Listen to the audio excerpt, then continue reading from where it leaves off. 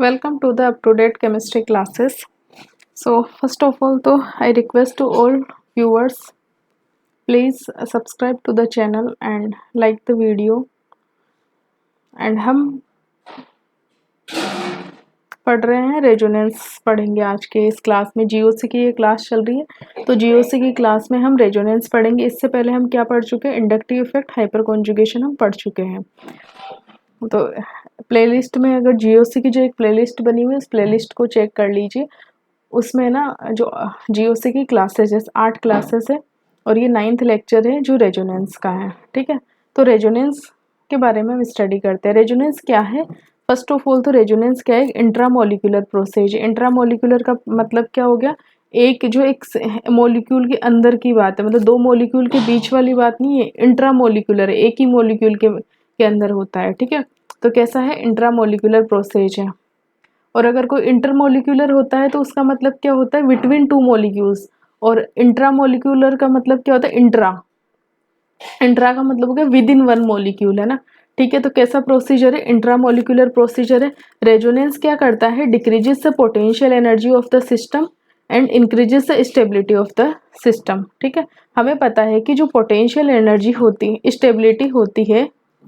Stability क्या होती है?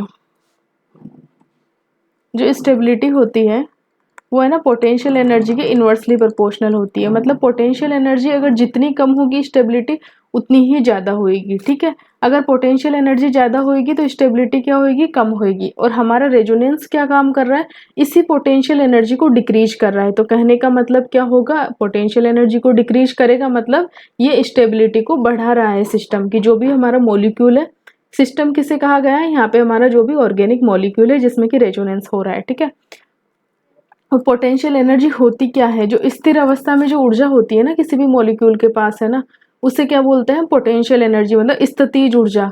अगर और किसी की स्थितिज ऊर्जा जितनी कम रहेगी ना, है ना, मतलब स्थितिज ऊर्जा मतलब पोटेंशियल एनर्जी, उसकी स्टेबिलिटी उतनी ही अधिक रहेगी। ठीक है, अब जो रेजोनेटिंग स्ट्रक्चर और जो कंट्रीब्यूटिंग स्ट्रक्चर्स होती है ना, या जिन्हें कैनोनिकल स्ट्रक्चर्स कैसी होती है? इमेजनरी होती है ना, हाइपोथेटिकल होती है। जो रेजोनेटिंग स्ट्रक्चर्स हम बनाते हैं, जिन्हें ना कंट्रीब्यूटिंग स्ट्रक्चर, है ना, रेजोनेंस हाइब्रिड में कंट्रीब्यूटिंग स्ट्रक्चर भी बोलते हैं और कैनोनिकल स्ट्रक्चर्स भी बोलते हैं। वो सारी कैसी होती है? इमेजनरी होती है। कैसी होती है? इमेजनरी होती है, हाइपोथेटिकल होती है। ठीक है, वाइल रेजोनेंस जो हाइब्रिड होता है, रेजोनेंस हाइब्रिड क्या होता है? वो ट्रू होता है, वो रियल होता है। रेजोनेंस हाइब्रिड क्या होता है? ट्रू और रियल स्ट्रक्चर होती है। Resonance involve the delocalisation of A lone pair और पाई इलेक्ट्रॉन्स। रेजोनेंस क्या करता है? डिलोकलाइजेशन करता है, या तो लोन पेयर का या फिर पाई इलेक्ट्रॉन का, है ना। या तो लोन पेयर का डिलोकलाइजेशन होता है या फिर, है ना, जो पाई इलेक्ट्रॉन्स रहते हैं उनका डिलोकलाइजेशन होता है रेजोनेंस में। जो resonating structure must follow Lewis octet rule, है ना। रेजोनेटिंग जो स्ट्रक्चर है must follow Lewis octet rule. That means carbon atom never be pentavalent, है ना। कार्बन एटम है कभी भी पेंटावेलेंट नहीं हो सकता। लुईस ऑक्टेट रूल फॉलो करनी चाहिए रेजोनेटिंग स्ट्रक्चर। अब इस लुईस ऑक्टेट रूल का मतलब क्या है? कि कार्बन कभी भी पेंटावेलेंट नहीं हो सकता, नाइट्रोजन कभी भी पेंटावेलेंट नहीं हो सकता। ठीक है, और ऑक्सीजन कभी भी टेट्रावेलेंट नहीं हो सकता। ठीक है, जिससे, है ना, कार्बन की वैलेंसी है ना कभी भी 5 नहीं हो सकती। कार्बन से, है ना, कभी भी 5 बॉन्ड नहीं बन सकते, कहने का मतलब। इसी तरह नाइट्रोजन से भी कभी भी 5 बॉन्ड नहीं बन सकते। ठीक है, कार्बन और नाइट्रोजन से। और ऑक्सीजन से कभी भी, है ना, 4 बॉन्ड नहीं बन सकते। ठीक है,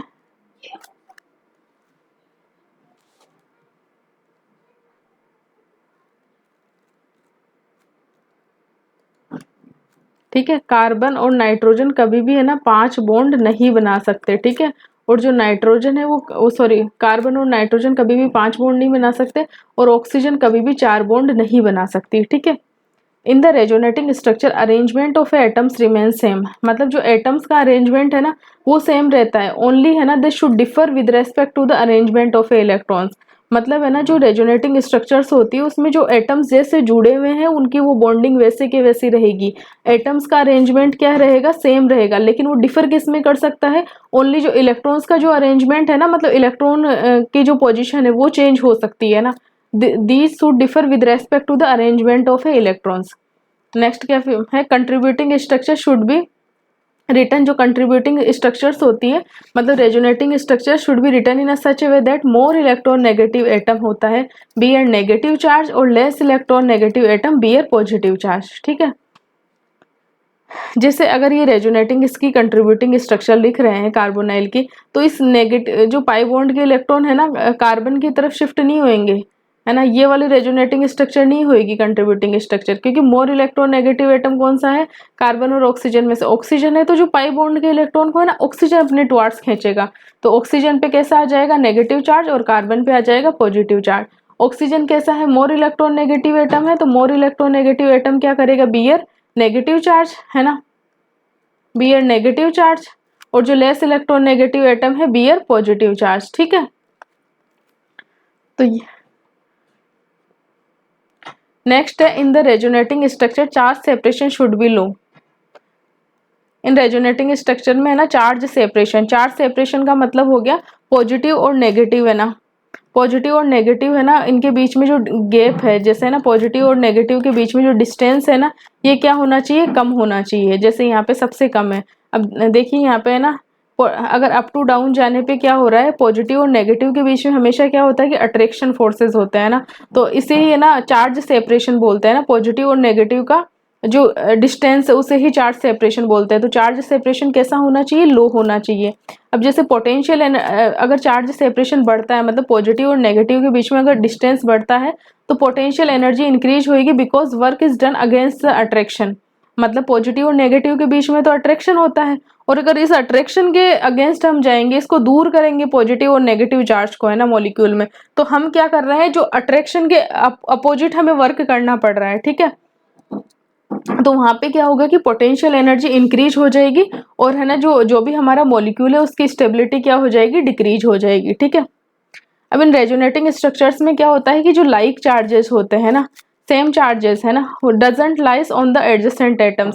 मतलब क्या है कि जो जैसे पॉजिटिव और पॉजिटिव चार्ज है, अगर ये एडजेसेंट एटम्स पे रहेंगे तो इनमें हाईली रिपल्शन रहेगा, क्योंकि जो सेम चार्ज तो क्या करते हैं, एक दूसरे को रिपेल करते हैं, तो जैसे जैसे इनके बीच में डिस्टेंस जितना ज्यादा रहेगा उतना ही ज्यादा क्या होगा कि पोटेंशियल एनर्जी कम रहेगी, और जो स्टेबिलिटी मॉलिक्यूल की ज्यादा रहेगी। जैसे अब अप टू डाउन जाने में हम देख रहे हैं कि है ना पोटेंशियल एनर्जी इंक्रीज हो रही है, क्योंकि लाइक चार्जेस के बीच में गैप डिक्रीज हो रहा है, इसीलिए जो मॉलिक्यूल है उसकी स्टेबिलिटी डिक्रीज हो रही है, because work done against repulsion. ठीक है, क्योंकि ऊपर से नीचे जा रहे हैं, अगर है ना नीचे से अगर हम ऊपर जा रहे हैं ना,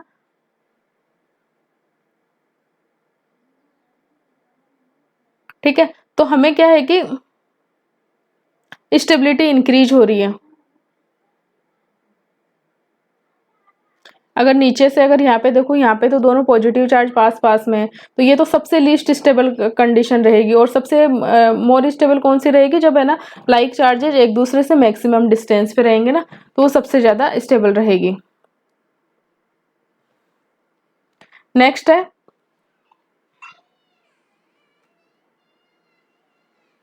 और वर्क, यहाँ पे जैसे है ना अगर जैसे सेम चार्जेस है, जैसे पॉजिटिव पॉजिटिव है, अगर उनको निकट लाना होगा, उन्हें पास लाना होगा, तो पास लाने पे सेम चार्जेस को क्या होगा कि उनके बीच में रिपल्शन होएगा, है ना, तो अब फिर भी हम पास ला रहे हैं, तो हमें जो रिपल्सिव फोर्सेस है उसके अगेंस्ट वर्क करके उन्हें हमें पास में लाना होगा। तो यहाँ पे क्या है कि अप टू डाउन जाने पे रिपल्सिव फोर्सेस है ना लाइक चार्जेस में इंक्रीज हो जाता है, इसीलिए क्या होता है कि यहाँ पे स्टेबिलिटी इनकी डिक्रीज हो जाती है। ठीक है, अब होता है resonance stabilization is greatest when there are equivalent resonating structures, है ना। अगर रेजोनेंस के द्वारा जो स्टेबलाइजेशन देखा जाता है ना, तो वो मैक्सिमम कब होता है, जब है ना इक्विवेलेंट रेजोनेटिंग स्ट्रक्चर बने। जैसे कि एसीटेट आयन है, तो ये चार्ज जो चार्ज होगा नेगेटिव इस साइड मूव होगा, और पाई इलेक्ट्रॉन इस साइड मूव हो जाएंगे। तो ये है ना एसीटेट जो आयन है इसकी रेजोनेटिंग स्ट्रक्चर जस्ट लाइक इसके जैसी है, मतलब ये कैसे इक्विवेलेंट रेजोनेटिंग स्ट्रक्चर है। वहीं अगर फिनोक्साइड आयन है तो इसमें रेजोनेंस ऐसे होएगा। ठीक है, रेजोनेटिंग ये इसकी वेरियस रेजोनेटिंग स्ट्रक्चर हो गई। जैसे यहाँ पे अगर ये इस साइड मूव कर रहा है इलेक्ट्रॉन्स को, है ना, इस साइड, तो ये यहाँ पे चार्ज आया, फिर ये यहाँ गया, फिर ये इधर आया। वैसे अगर अगर इसके अकॉर्डिंग करे ना, इस साइड मूव करे, तो हम बॉन्ड्स को इस तरह से दिखाएंगे। वैसे तो आपको सबको पता होगा, थोड़ा सा क्या है कि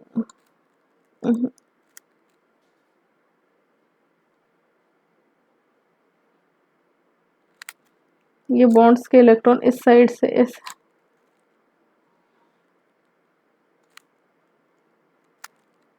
ये ऐसे शो करना पड़ेगा हमें बॉन्ड्स को, ठीक है।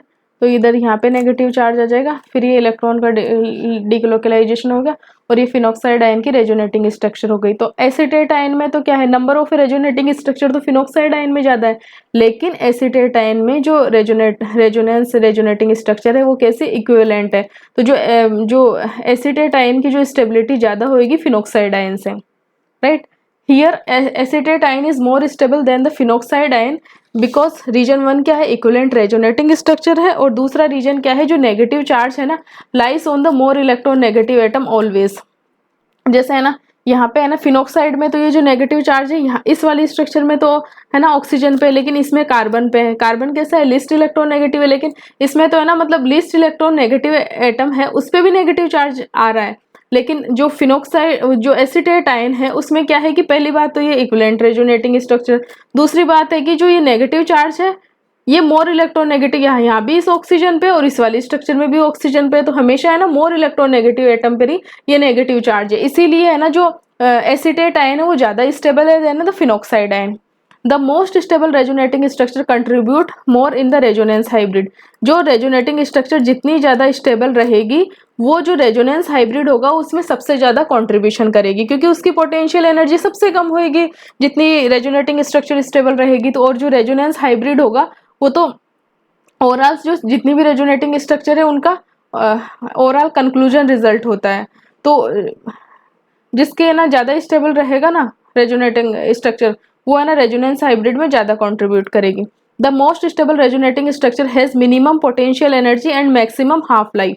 अब मिनिमम पोटेंशियल एनर्जी रहेगी तो उसकी मैक्सिमम क्या रहेगी, उसकी स्टेबिलिटी अच्छी रहेगी, तो मतलब उसकी जो हाफ लाइफ रहेगी ना वो मैक्सिमम रहेगी। तो जिस रेजोनेटिंग स्ट्रक्चर की है ना पोटेंशियल जो स्टेबल जो मोस्ट स्टेबल जो रेजोनेटिंग स्ट्रक्चर रहेगी उसकी जो पोटेंशियल एनर्जी रहेगी ना वो कैसी रहेगी, मिनिमम रहेगी। इसी कारण क्या होगा कि उसका जो हाफ लाइफ रहेगा वो मैक्सिमम रहेगा। अब जैसे है ना पॉसिबिलिटी ऑफ ए रेजोनेंस देखते हैं। अगर डबल बॉन्ड कंडीशन, पहला केस है double bond in conjugation with positive charge. जैसे ये डबल बॉन्ड है ये पॉजिटिव चार्ज के साथ कॉन्जुगेशन में तो ये पाई बॉन्ड के इलेक्ट्रॉन इधर मूव करेंगे और पॉजिटिव चार्ज जैसे आ जाएगा। जैसे ये इधर मूव करेंगे तो ये फर्स्ट रेजोनेटिंग स्ट्रक्चर और ये सेकंड रेजोनेटिंग स्ट्रक्चर बन जाएगी। जैसे ये तो इसमें ना ये इधर मूव करेगा, पॉजिटिव चार्ज कहाँ आएगा, या फिर इसी के अकॉर्डिंग बता देते हैं। जैसे ये पाई बॉन्ड के इलेक्ट्रॉन इधर मूव करेंगे यहाँ पे पॉजिटिव चार्ज आएगा, फिर ये पाई बॉन्ड के इलेक्ट्रॉन इधर मूव करेंगे तो यहाँ पे पॉजिटिव चार्ज आ जाएगा। तो ये इसकी 3 रेजोनेटिंग स्ट्रक्चर हो जाएगी।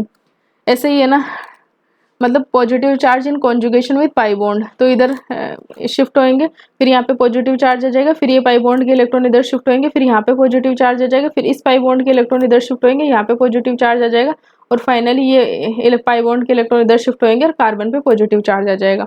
तो इसकी ये 1 2 3 4 रेजोनेटिंग स्ट्रक्चर हो जाएगी, ठीक है। नेक्स्ट है double bond in conjugation with negative charge. अगर डबल बॉन्ड है ना नेगेटिव चार्ज के साथ कॉन्जुगेशन में होता है तब भी है ना रेजोनेंस होता है। जैसे कि नेगेटिव चार्ज के इलेक्ट्रॉन इधर मूव करेंगे, फिर नेक्स्ट ये पाई बॉन्ड के इलेक्ट्रॉन ऐसे मूव कर जाएंगे, फिर यहाँ पे नेगेटिव चार्ज आ जाएगा, फिर इससे चार्ज के इलेक्ट्रॉन है ना नेगेटिव चार्ज के इलेक्ट्रॉन इस साइड मूव करेंगे, फिर ये इलेक्ट्रॉन यहाँ पे नेगेटिव चार्ज आ जाएगा। तो इस टाइप से ये इलेक्ट्रॉन्स का जो डिलोकलाइजेशन होता है, ठीक है। ये नेगेटिव चार्ज के इलेक्ट्रॉन इधर मूव करेंगे, फिर ये पाई बॉन्ड के इलेक्ट्रॉन इधर मूव करेंगे, फिर यहाँ पे नेगेटिव चार्ज आ जाएगा।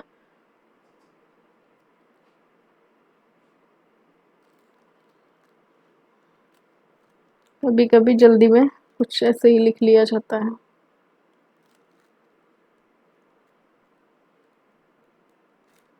ठीक है, फिर उसके बाद में क्या होगा, ये नेगेटिव चार्ज के इलेक्ट्रॉन इधर मूव करेंगे, नेगेटिव चार्ज के इलेक्ट्रॉन इधर मूव करेंगे, पाई बॉन्ड के इलेक्ट्रॉन इधर मूव करेंगे, तो इस कार्बन पे नेगेटिव चार्ज आ जाएगा। तो double bond in conjugation with positive charge, double bond in conjugation with negative charge, double bond in conjugation with free radical है ना। तो फ्री रेडिकल में क्या होगा, इस पाई बॉन्ड का होमोलाइटिक क्लीवेज होगा, इधर पाई बॉन्ड का फॉर्मेशन आ जाएगा, रेडिकल इधर हो जाएगा। सेम इसमें भी इसी प्रकार से है ना कॉन्जुगेशन हो जाएगा। सेम यहाँ पे भी है ना पाई बॉन्ड का होमोलाइटिक क्लीवेज होगा, एक इलेक्ट्रॉन इधर जाएगा, एक इलेक्ट्रॉन यहाँ से आएगा, यहाँ पे पाई बॉन्ड फॉर्मेशन हो जाएगा, यहाँ पे फ्री रेडिकल आ जाएगा। ठीक है, नेक्स्ट क्या होएगा, इस पाई बॉन्ड का होमोलाइटिक क्लीवेज होगा, ये इधर आएगा, ये एक इलेक्ट्रॉन इधर और एक इलेक्ट्रॉन इस पाई बॉन्ड से, तो यहाँ पे पाई बॉन्ड का फॉर्मेशन हो जाएगा, यहाँ फ्री रेडिकल आ जाएगा। तो ये इसकी 3 रेजोनेटिंग स्ट्रक्चर्स हो जाएगी। सिमिलरली है ना CH2 में भी ऐसे ही होएगा, इस पाई बॉन्ड का होमोलाइटिक क्लीवेज होगा, यहाँ पे डबल बॉन्ड बन जाएगा, पाई बॉन्ड बन जाएगा, यहाँ पे फ्री रेडिकल होएगा, फिर फ्री रेडिकल का पूरी रिंग पे डिलोकलाइजेशन होगा, फाइनली ये बन जाएगा double bond in conjugation with lone pair. ठीक है, double bond in conjugation with lone pair, जैसे कि ये लोन पेयर और ये डबल बॉन्ड है, तो लोन पेयर के इलेक्ट्रॉन इधर मूव करेंगे, फिर है ना इस रिंग पे नेगेटिव चार्ज आ जाएगा, फिर ये नेगेटिव चार्ज आगे डिलोकलाइज होएगा रिंग में थ्रू द जो पाई सिस्टम है उसके थ्रू, और फाइनली ये हो जाएगा double bond in conjugation with double bond अगर है तो भी है ना रेजोनेंस होएगा। जैसे कि है ना अगर ये नाइट्रो ग्रुप लगा हुआ है, इसका ऑक्सीजन का है ना इलेक्ट्रोनेगेटिविटी ज़्यादा है, तो पाई बॉन्ड के इलेक्ट्रॉन्स को इधर अट्रैक्ट करेंगे, तो ये जो बेंजीन रिंग के पाई बॉन्ड के इलेक्ट्रॉन है ना बाहर की तरफ मूव करेंगे। ठीक है, इस प्रकार से यहाँ पे पॉजिटिव चार्ज आ जाएगा, फिर इसका पॉजिटिव चार्ज का डिलोकलाइजेशन होता रहेगा और फाइनली ये बन जाएगा। नेक्स्ट है lone pair in conjugation with positive charge. अगर लोन पेयर है ना अगर पॉजिटिव चार्ज के साथ कॉन्जुगेशन में इस टाइप के ना सब्स्टिट्यूटेड कार्बोकेटाइन बोलते हैं, तो ये पाई बॉन्ड के इलेक्ट्रॉन इधर आएंगे और है ना पॉजिटिव चार्ज किस पे आ जाएगा, हेटेरो एटम पे आ जाएगा। पॉजिटिव लोन पेयर है ना, lone pair in conjugation with positive charge, तो ये अपने लोन पेयर देगा और ये रेजोनेटिंग स्ट्रक्चर हो जाएगी। सिमिलरली ये जो हेटेरो एटम है अपने लोन पेयर देगा और ऑक्सीजन पे पॉजिटिव चार्ज आ जाएगा। Such type of a carbocation are called substituted carbocation and their stability is higher than the benzylic carbocation. मतलब जो सब्स्टिट्यूटेड कार्बोकेटाइन है इनकी स्टेबिलिटी, ये वाला कार्बोकेटाइन कौन सा होता है, बेंजाइलिक होता है। तो जो सब्स्टिट्यूटेड कार्बोकेटाइन है जैसे कि हमारे पास हो गया CH3O CH2+ है ना, तो इसकी स्टेबिलिटी है ना, ये सब्स्टिट्यूटेड कार्बोकेटाइन है तो इसकी स्टेबिलिटी है ना बेंजाइलिक जो कार्बोकेटाइन है उससे भी ज़्यादा होगी। अब है rules of determining relative stability of A resonating structure.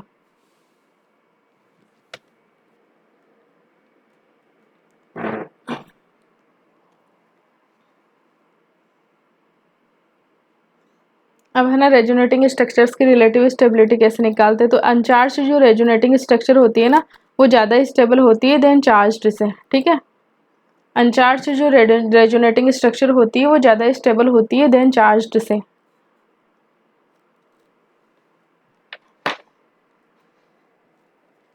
Uncharged जो रेजोनेटिंग स्ट्रक्चर होती है वो ज़्यादा स्टेबल होती है देन चार्ज्ड से। ठीक है, जैसे कि ये है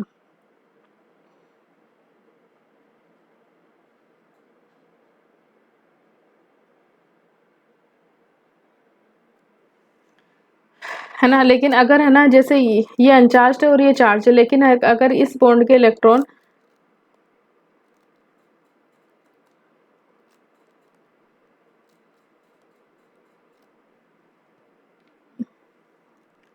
अगर इस बॉन्ड के इलेक्ट्रॉन अगर इधर शिफ्ट होते हैं तो क्या होता है, जो दोनों रिंग होगी वो कैसी हो जाएगी, दोनों रिंग का नेचर, इस पे पॉजिटिव चार्ज आ जाएगा, इस पे नेगेटिव चार्ज आ जाएगी, ये रिंग भी एरोमेटिक हो जाएगी और ये रिंग भी एरोमेटिक हो जाएगी।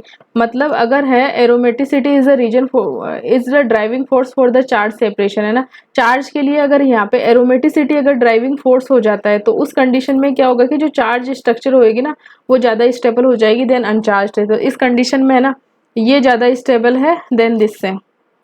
इसी प्रकार से है ना अगर ये एग्जांपल देखते हैं ना तो इसमें क्या होगा कि इस पाई बॉन्ड के इलेक्ट्रॉन इधर मूव करेंगे तो इस पे तो रिंग पे 5 मेंबर रिंग पे नेगेटिव चार्ज आ जाएगा, तो इसमें भी कितने हो गए 6 पाई इलेक्ट्रॉन डिलोकलाइज हो रहे हैं, और इस वाली रिंग में फिर ये जो लोन पेयर थे ऑक्सीजन के वो इधर मूव कर जाएंगे। ठीक है, तो इस वाली रिंग में भी है ना 6 पाई इलेक्ट्रॉन डिलोकलाइज हो रहे हैं, तो ये रिंग भी एरोमेटिक है और ये रिंग भी एरोमेटिक है। तो इस कंडीशन में क्या होएगा, ये जो है ना चार्ज है ना वो मोर स्टेबल है। तो अगर चार्ज के लिए आ रहा है, रिंग पे कोई चार्ज आ रहा है और उस चार्ज आने का जो ड्राइविंग फोर्स क्या है कि एरोमेटिसिटी अराइज हो रही है, देन क्या होगा कि चार्ज स्पीसीज ज़्यादा स्टेबल रहेगी देन अनचार्ज्ड है। अब अगर हम सीक्वेंस देखते हैं स्टेबिलिटी ऑफ रेजोनेटिंग स्ट्रक्चर जब देखते हैं तो अनचार्ज स्पीसीज क्या होगी कि मोर स्टेबल रहेगी देन चार्ज से। ठीक है, अनचार्ज जो रेजोनेटिंग स्पीसीज रहेगी वो मोर स्टेबल रहेगी देन चार्ज से। अब जो चार्ज है उसमें कैसे कंपेयर करेंगे हम स्टेबिलिटी को, तो number of a covalent bond increase होने पे क्या होता है कि स्टेबिलिटी इंक्रीज होती है। ठीक है। Number of a covalent bond increase होंगे, कोवलेंट बॉन्ड का मतलब हो गया सिग्मा बॉन्ड, ठीक है। तो number of a covalent bond increase होने पे क्या हो गया कि स्टेबिलिटी इंक्रीज होएगी। और number of a covalent bond अगर सेम होते हैं उस कंडीशन में, तो फिर क्या करते हैं, check the octet of the each atom. फिर है ना, हर एटम का अगर number of a covalent bond मान लो कि अगर सेम है, तो उस कंडीशन में फिर क्या करेंगे कि जो भी एटम्स है उनका ऑक्टेट चेक करेंगे। जिस रेजोनेटिंग स्ट्रक्चर में ना हर एटम का ऑक्टेट पूरा होगा वो ज़्यादा स्टेबल होएगी, ठीक है। फिर उसके बाद में हम देखते हैं कि अगर किसी भी रेजोनेटिंग स्ट्रक्चर में अगर ऑक्टेट सारे एटम्स का पूरा नहीं है, तो उस कंडीशन में देखते हैं कि चार्ज सेपरेशन, चार्ज सेपरेशन मतलब पॉजिटिव और नेगेटिव के बीच में डिस्टेंस जितना कम रहेगा उतना चार्ज सेपरेशन किसे बोलते हैं, पॉजिटिव और नेगेटिव के बीच में जो डिस्टेंस रहेगा। तो चार्ज सेपरेशन जितना कम रहेगा रेजोनेटिंग स्ट्रक्चर उतनी ही अधिक स्टेबल रहेगी। फिर उसके बाद में देखते हैं लाइक चार्जेस है ना, जितना दूर रहेंगे ना उतनी ही ज़्यादा स्टेबिलिटी रहेगी। नेक्स्ट है लेस इलेक्ट्रोनेगेटिव एटम है ना, अगर लेस इलेक्ट्रोनेगेटिव एटम पे नेगेटिव चार्ज है और मोर इलेक्ट्रोनेगेटिव एटम पे पॉजिटिव चार्ज है, तो वो रेजोनेटिंग स्ट्रक्चर कैसी हो जाएगी, लीस्ट स्टेबल हो जाएगी।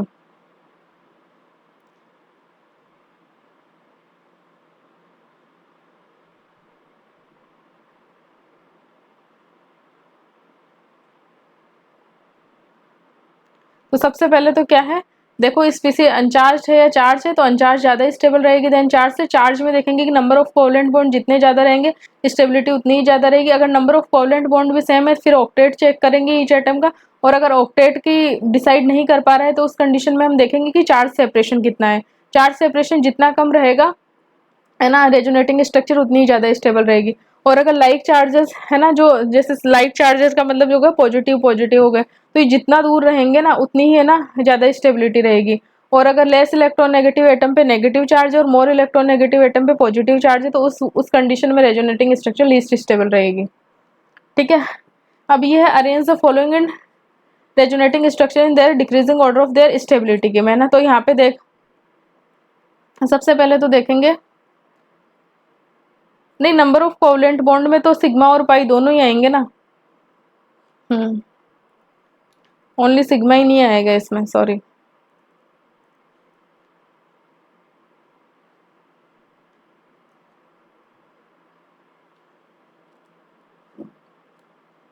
यहाँ पे ध्यान रख लेना, number of covalent bond only sigma नहीं आएंगे, सिग्मा और पाई दोनों ही आएंगे इसमें नंबर ऑफ कोवलेंट बॉन्ड में। तो यहाँ पे देखो, ये थोड़ा सा यहाँ पे मिस्टेक से बोल दिया था, वो ओनली सिग्मा बोल दिया था। नंबर ऑफ कोवलेंट बॉन्ड में सिग्मा और पाई सबको ही कैलकुलेट करेंगे, तो ये थोड़ा सा ध्यान रख लेना। अब यहाँ पे देखो,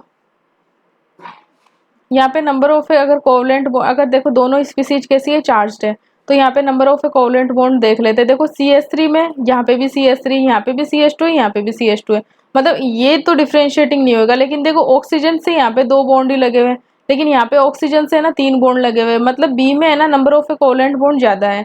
इसका मतलब क्या हो गया, जो बी रेजोनेटिंग स्ट्रक्चर है वो ज्यादा स्टेबल है देन एस है, ठीक है।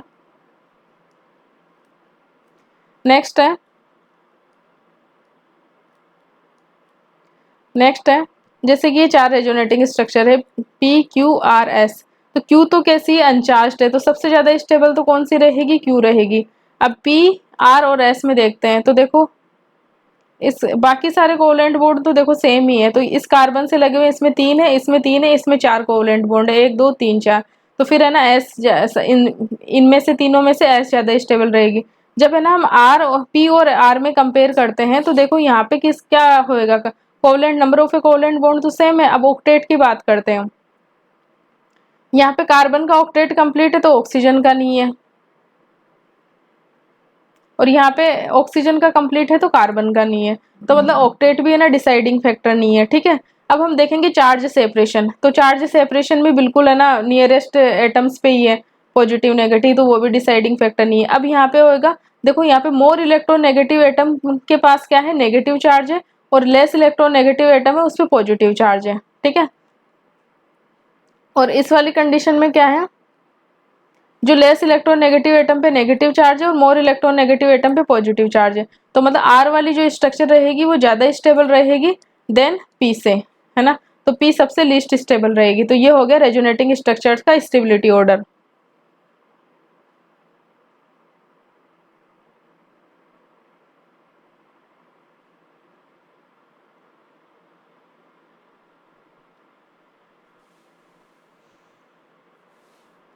अब जैसे CH2 है, एक ये है ना और ये है, ठीक है। तो देखो नंबर ऑफ कोवलेंट बॉन्ड तो दोनों में सेम ही है, 1 2 3 4, क्योंकि साइड इसमें तो, और 1 2 3 4, CH2 इधर भी है, CH2 इधर है, मतलब जो जो दोनों में कॉमन है ना उसको हमें ज्यादा दिमाग नहीं लगाना, जो डिफ्रेंशिएटिंग जहां से हम देख सकते हैं ना वो चीज देखनी है, ठीक है। अब यहाँ पे देखो कि ऑक्टेट है ना, ऑक्टेट यहाँ पे भी कंप्लीट है, ऑक्टेट यहाँ पे भी कंप्लीट है, मतलब ये भी डिसाइडिंग फैक्टर नहीं है, चार्ज सेपरेशन भी नहीं है, ठीक है। अब यहाँ पे देखो ये जो नेगेटिव चार्ज है ये कार्बन पे है, मतलब वो लिस्ट वो है इलेक्ट्रोनेगेटिव है, लेकिन इस वाली स्ट्रक्चर में जो नेगेटिव चार्ज है वो कौन सी स्ट्रक्चर, कौन किस पे है, मोर इलेक्ट्रोनेगेटिव एटम ऑक्सीजन पे है, तो second is the more stable then the first. Next example है ये ना फिनोल की रेजोनेटिंग स्ट्रक्चर से ABCD और ये ई ही होगी, ठीक है, या फिर 4 ही है, वो तो सेम ही हो गई ना। तो सबसे ज्यादा तो न्यूट्रल है होगी ना, वो सबसे ज्यादा स्टेबल है, ए क्या है कि सबसे ज्यादा स्टेबल है। अब फिर यहाँ पे देखो नंबर ऑफ कोवलेंट बॉन्ड, तो देखो नंबर ऑफ कोवलेंट बॉन्ड तो सब में सेम रहेंगे। अब यहाँ पे चार्ज सेपरेशन है ना वो फैक्टर काम कर सकता है, देखो यहाँ पे ये पॉजिटिव चार्ज है, ये नेगेटिव चार्ज है, जबकि यहाँ पे पॉजिटिव नेगेटिव यहाँ पे, तो चार्ज सेपरेशन सबसे ज्यादा है, मतलब ये B और D से है ना, यहाँ पे भी, यहाँ पे ये नेगेटिव चार्ज है और ये पॉजिटिव चार्ज है, मतलब जो C वाली है ना B और D से तो लीस्ट स्टेबल है। अब B और D में आप देख रहे हो ऑक्सीजन पे पॉजिटिव चार्ज है और कार्बन पे नेगेटिव चार्ज है, वो मोर इलेक्ट्रोनेगेटिव वाला वो फैक्टर तो काम ही नहीं कर रहा है यहाँ पे, ठीक है। इनमें भी क्या है कि मोर इलेक्ट्रोनेगेटिव एटम पे ही पॉजिटिव चार्ज है और लेस इलेक्ट्रोनेगेटिव पे नेगेटिव चार्ज है। तो बी और डी है ना उनकी जो स्टेबिलिटी रहेगी ना वो इक्वल रहेगी, और बी और डी सी से ज्यादा स्टेबल रहेंगे, ठीक है। तो ये हो गई फिनोल की रेजोनेटिंग स्ट्रक्चर्स की स्टेबिलिटी। अब जैसे नाइट्रो वाले, इस वाले एग्जांपल्स की देखते हैं, नाइट्रोबेंजीन, तो सबसे ज्यादा तो जो अनचार्ज है ए सबसे ज्यादा स्टेबल रहेगी। इसके बाद में इस नाइट्रोजन पे देखो, इस ऑक्सीजन पे नेगेटिव चार्ज आ गया, फिर ये इलेक्ट्रॉन इधर मूव करेंगे, तो देखो यहाँ पे पॉजिटिव चार्ज इसमें यहाँ पर है और ये ऑक्सीजन पे यहाँ पे है, तो कितने 1 2 3 एटम है ना, बीच में 1 और 2 ही एटम है, इस वाले पे पॉजिटिव है, इस वाले पे नेगेटिव है। यहाँ पे देखो 1 2 3 4 4 एटम बीच में आ गए, तो यहाँ पे चार्ज सेपरेशन ज्यादा है और इस वाली कंडीशन में भी चार्ज सेपरेशन कम है, तो है ना सी तो सबसे लीस्ट स्टेबल रहेगा और बी और डी क्या रहेगा, और इक्वली स्टेबल रहेगा, ठीक है। तो ये इसकी जो स्टेबिलिटी, रेजोनेटिंग स्ट्रक्चर्स की स्टेबिलिटी का ऑर्डर आ गया। अब जैसे ये स्ट्रक्चर है, सबसे ज्यादा तो देखो ये चार्ज है, ये चार्ज है, ये अनचार्ज है, सबसे ज्यादा तो ए है ना, ए जो स्ट्रक्चर है वो सबसे ज्यादा स्टेबल रहेगी। फिर उसके बाद में नंबर ऑफ कोवलेंट बॉन्ड, इसमें भी 3 है, बाकी CH2 में तो वो जो है ही, CH इधर भी है, CH इधर भी है, ठीक है। तो जो डिफ्रेंशिएटिंग जो फैक्टर्स है ना उन्हीं पे फोकस करो, ठीक है। तो यहाँ पे देखो इसमें भी 3 कोवलेंट बॉन्ड है, इसमें भी 3 कोवलेंट बॉन्ड है, मतलब कोवलेंट बॉन्ड डिसाइडिंग फैक्टर नहीं है। चार्ज सेपरेशन, ऑक्टेट, अगर ऑक्टेट देखते हैं तो इसका ऑक्टेट इधर कंप्लीट है, इधर इसका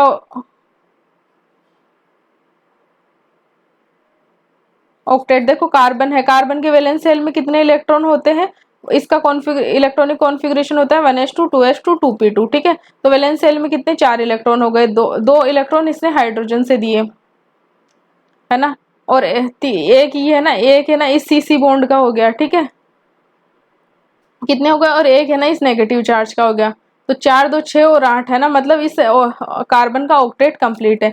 जब हम क्लोराइड की बात करते हैं तो देखो 7 तो इसके वैलेंस शेल में हो गए, ठीक है ना, और 2 इलेक्ट्रॉन इस है ना जो पाई बॉन्ड बन रहा है ना 2, तो 2 इलेक्ट्रॉन तो यहाँ से हो गए ना डबल बॉन्ड से, और फिर है ना इस पे पॉजिटिव चार्ज है तो ये माइनस हो जाएगा, तो 8 हो गया। तो मतलब ऑक्टेट इसका भी कंप्लीट है और ऑक्टेट इसका भी कंप्लीट है, लेकिन इस वाले में देखो यहाँ पे कार्बन के पास 6 इलेक्ट्रॉन हो जाएंगे भाई, 4 तो इसके वैलेंस शेल में हो गए, 2 इसने दिए, प्लस एक इस CC बॉन्ड का आ गया, और अब ये प्लस चार्ज है तो ये माइनस होएगा, तो ओवरऑल कितने हो गए, 6 इलेक्ट्रॉन रह गए है ना CH2 प्लस में, है ना, इसमें 6 इलेक्ट्रॉन रह गए, तो इसका ऑक्टेट कंप्लीट नहीं है। जबकि यहाँ पर कितने इलेक्ट्रॉन हो जाएंगे, यहाँ 10 इलेक्ट्रॉन हो जाएंगे। तो ऑक्टेट की कंडीशन के अकॉर्डिंग जो B is the more stable then the C। तो अगर रेजोनेटिंग स्ट्रक्चर्स का स्टेबिलिटी का ऑर्डर देखे तो A is greater than stable then B and B is greater than more stable then the C।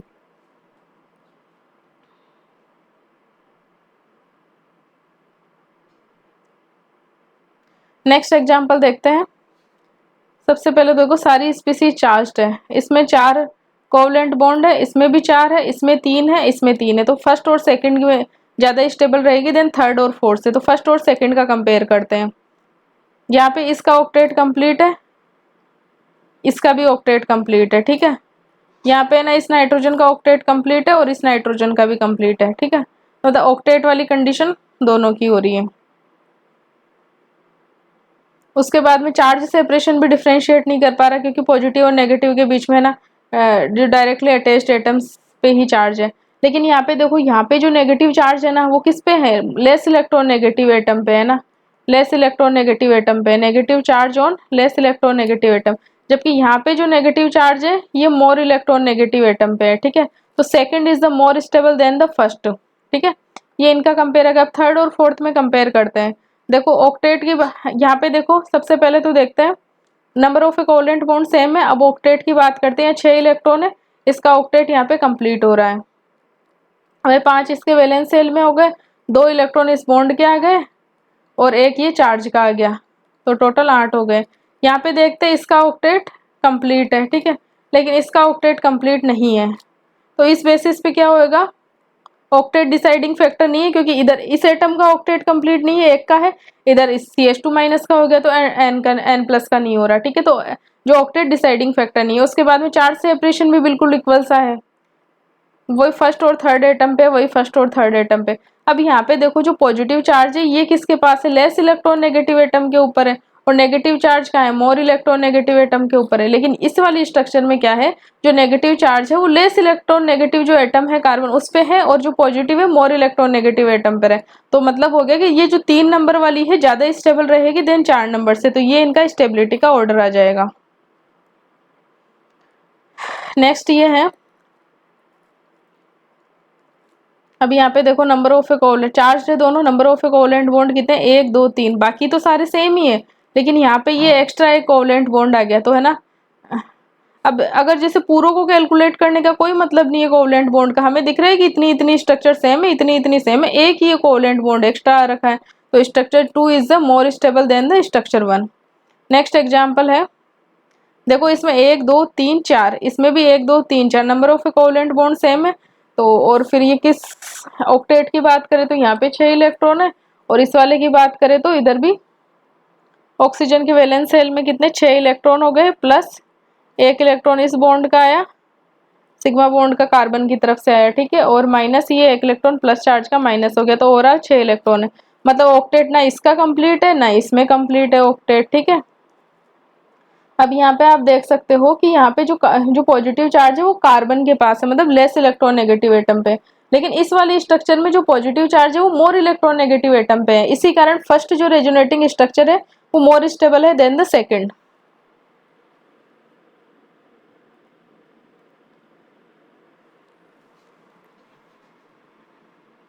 अब ये नेक्स्ट एग्जाम्पल देखिए, 3 examples और देख लेते हैं स्टेबिलिटी ऑफ रेजोनेटिंग स्ट्रक्चर्स के। तो यहाँ पे देखो number of covalent bond 1 2 3 1 2 3 same ही है। देखो नाइट्रोजन और H के बीच में भी कोवलेंट बॉन्ड है, इधर CH2 में भी 2 कोवलेंट बॉन्ड है, लेकिन वो इसमें भी है इस स्ट्रक्चर में भी है। तो हम एक्स्ट्रा उन फैक्टर्स को माइंड में लाएंगे ही नहीं, जो डिफरेंशिएटिंग फैक्टर हमें देखते ही पता चल रहा है कि वो चीजों पे ध्यान देंगे हम, ठीक है। अब कोवलेंट बॉन्ड तो है ना सेम है, ठीक है। उसके बाद में कौन सा फैक्टर देखते हैं, ऑक्टेट का। इसका ऑक्टेट कंप्लीट है, जैसे कि 4 5 6 7 8, इसका देखें तो 5 6 7 8, इसका भी ऑक्टेट कंप्लीट है, मतलब ऑक्टेट दोनों का कंप्लीट है। अब इसके बाद में देखा जाएगा जो नाइट्रोजन मोर इलेक्ट्रोनेगेटिव है, कार्बन लेस इलेक्ट्रोनेगेटिव है, तो नाइट्रोजन पे तो नेगेटिव चार्ज बनता है जबकि कार्बन पे नहीं बनता, तो second is more stable then the first. Next देखते हैं number of a covalent bond, सारी चार्ज है 4 4 4, मतलब डिफरेंशिएटिंग फैक्टर नहीं है। उसके बाद में देखेंगे चार्ज सेपरेशन, इस पे पॉजिटिव चार्ज, इस पे नेगेटिव नेगेटिव।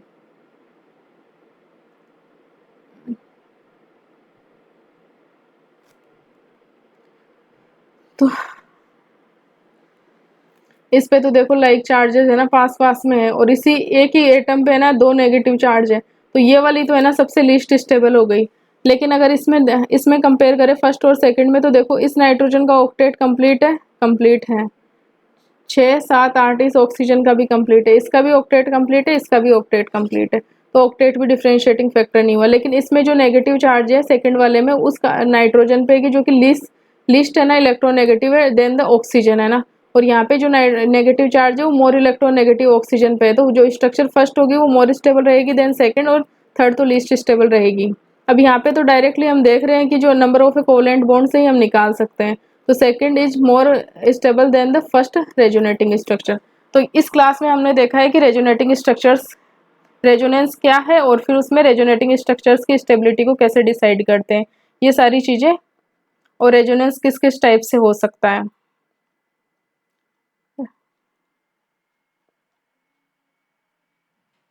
रेजोनेंस की स्टेबिलिटी का एक बार ऑर्डर फिर से देख लेते हैं। सबसे ज़्यादा तो है ना अनचार्ज स्टेबल रहेगी, देन चार्ज में नंबर ऑफ कोवेलेंट बॉन्ड की संख्या जितनी ज़्यादा होगी वो रेजोनेटिंग स्ट्रक्चर उतनी ही ज़्यादा होगी। अब नंबर ऑफ कोवेलेंट बॉन्ड में सिग्मा बॉन्ड भी काउंट होंगे और पाई बॉन्ड भी काउंट होंगे, ठीक है। If number of covalent bond क्या होगी, सेम है, उस कंडीशन में फिर नेक्स्ट जाएंगे हम ऑक्टेट चेक करेंगे। अगर ऑक्टेट भी डिसाइड नहीं कर पा रहा है तो फिर चार्ज सेपरेशन कम होना चाहिए और लाइक चार्जेस है ना दूर होने चाहिए, ठीक है। फिर अगर less electronegative atom negative charge bear करता है और more electronegative atom positive charge bear करता है, तो वो रेजोनेटिंग स्ट्रक्चर लीस्ट स्टेबल रहेगी।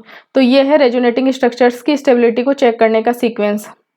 अब नेक्स्ट क्लास में हम देखेंगे type of a resonance, plus R और माइनस आर।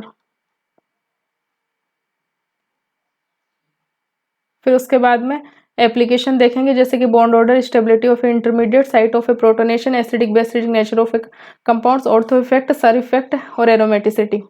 ये सारे इफेक्ट्स हम इससे रेजोनेंस के एप्लीकेशंस को चेक कर लेंगे 1 से 2 क्लास में।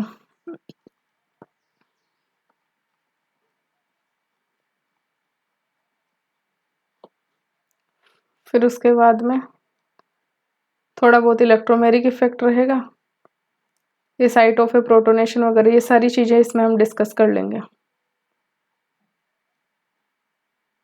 Basic nature of aniline and pyrrole, ठीक है। So thank you so much for watching this class. ये ऑर्थो इफेक्ट, सर इफेक्ट वगैरह ये सारी चीज़ें हम डिस्कस कर लेंगे।